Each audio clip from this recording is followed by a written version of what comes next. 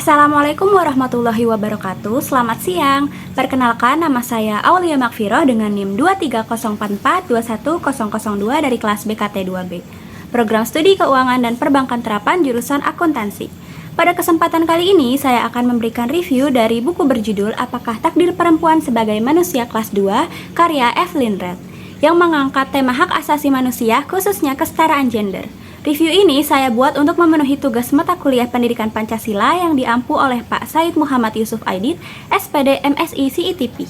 Buku ini membahas tentang propaganda yang mengatakan bahwa perempuan adalah kasta atau kelas tersendiri yang memberikan kutukan posisi inferior abadi bagi perempuan. Peminggiran dan penindasan kelas perempuan dari masyarakat sosial bukanlah takdir perempuan. Penting untuk kita memahami revolusi dalam hubungan sosial ekonomi guna mencari tahu akar ketidaksetaraan dan mencapai emansipasi penuh bagi perempuan. Tokoh yang paling menonjol dalam buku ini adalah penulisnya sendiri, yaitu Evelyn Redd.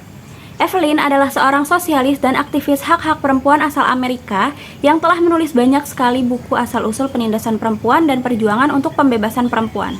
Evelyn aktif dalam gerakan pembebasan perempuan dari tahun 1960-an hingga 1970-an dan merupakan pendiri Koalisi Aksi Aborsi Nasional untuk Perempuan atau Women's National Abortion Coalition pada tahun 1971. Pandangan Evelyn yang menentang ketidakadilan dan memberikan suara bagi perempuan yang tertindas oleh sistem patriarki. Evelyn menggunakan pendekatan ilmu antropologi termasuk sejarah bagaimana kehidupan manusia primitif dan ilmu biologi untuk membongkar mitos-mitos yang menyatakan bahwa ketidakadilan gender adalah takdir biologis perempuan. Dalam buku ini diceritakan bahwa asal-usul penindasan perempuan bukanlah hasil dari bentukan ilmiah biologisnya, melainkan hasil dari perubahan sosial revolusioner yang menghancurkan masyarakat egaliter dari klan matriarki yang digantikan dengan klan patriarki. Yang sejak kemunculannya, klan patriarki ini menghadirkan diskriminasi dan ketidakadilan berbasis gender. Dalam buku ini menjelaskan asal-usul pemikiran perempuan yang pertama. Perempuan tidak selalu tertindas atau menjadi jenis kelamin kelas kedua. Antropologi menunjukkan bahwa dalam masyarakat primitif, perempuan setara dengan laki-laki dan diakui secara egaliter. Selama perempuan memimpin atau memiliki peran dalam kerja produktif komunitas, mereka dihormati. Namun ketika peran mereka terbatas pada rumah tangga, perempuan kehilangan hak istimewa, pengaruh, dan kekuatannya dalam kehidupan sosial budaya. Adapun sumber fundamental penindasan perempuan adalah kapitalisme. Yap, kalian gak salah dengar. Kapitalisme adalah sumbernya. Kenapa? Karena kaum kapitalis memiliki kekuatan utama dalam masyarakat kita karena mereka menguasai alat produksi dan mampu mengendalikan negara dengan mengatur perekonomiannya. Dalam sistem kapitalisme ini, nilai perempuan jatuh ke tingkat rendah dan diperuntukkan untuk menjalankan 3 peran. Yang pertama, sebagai penerus keturunan. Yang kedua, petugas kebersihan rumah. Dan yang ketiga, sebagai konsumen. Evelyn sebagai penulis buku ini menentang keras pandangan patriarki dan menegaskan bahwa inferioritas perempuan adalah hasil struktural sosial dan ekonomi buatan manusia, bukan alam. Buku ini juga mengkritik berbagai teori-teori pseudo ilmiah yang memperkuat ketidakadilan gender.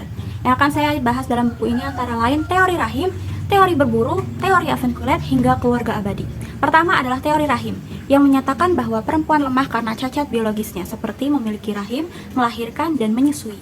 Teori ini digunakan untuk membenarkan bahwa perempuan tidak mampu mengembangkan otak, bakat, dan kapasitas budaya yang lebih tinggi. Biologi perempuan dijadikan dalih ideologis untuk membenarkan perampasan hak perempuan dari kehidupan sosial dan budaya. Teori lain yang dikritik dalam buku ini adalah teori berburu yang menggambarkan pembagian kerja antar jenis kelamin. Digambarkan laki-laki sebagai pemburu dan perempuan sebagai pengumpul makanan. Teori ini digunakan untuk membenarkan superioritas laki-laki atas perempuan. Padahal pekerjaan perempuan dalam mengumpulkan makanan, produksi obat-obatan, dan pembentukan awal ilmu pengetahuan sangat penting bagi kehidupan dan tidak ada alasan untuk menganggapnya lebih rendah. Pada akhirnya, teori berburu yang menggambarkan inferioritas perempuan adalah pemelintiran ilmu antropologi yang sama tidak jelasnya dengan teori rahim yang memelintir ilmu biologi. Teori selanjutnya yakni teori Evenkulet yang menjelaskan bahwa dalam beberapa masyarakat matrilineal, perempuan tidak tunduk pada suami atau ayah tetapi berada di bawah kuasa saudara laki-laki atau paman mereka. Teori ini menyoroti warisan dan status sosial yang seringkali diturunkan melalui garis perempuan tetapi kontrol dan otoritas tetap berada di tangan laki-laki, khususnya saudara laki-laki ibu.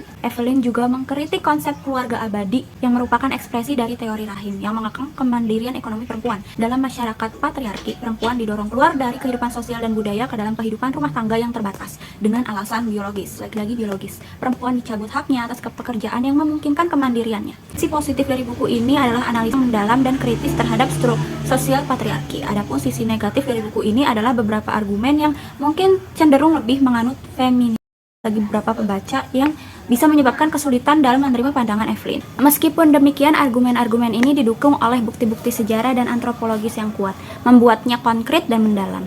Pandangan dalam buku ini perlu ditelaah baik-baik agar tidak salah dalam menginterpretasikan makna di dalamnya.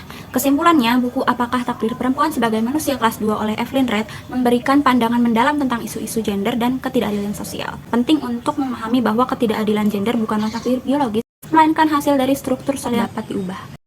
Terima kasih atas perhatian. Mohon maaf bila ada ucapan. Semoga bermanfaat dan menambah wawasan kita semua. Wassalamualaikum warahmatullahi wabarakatuh.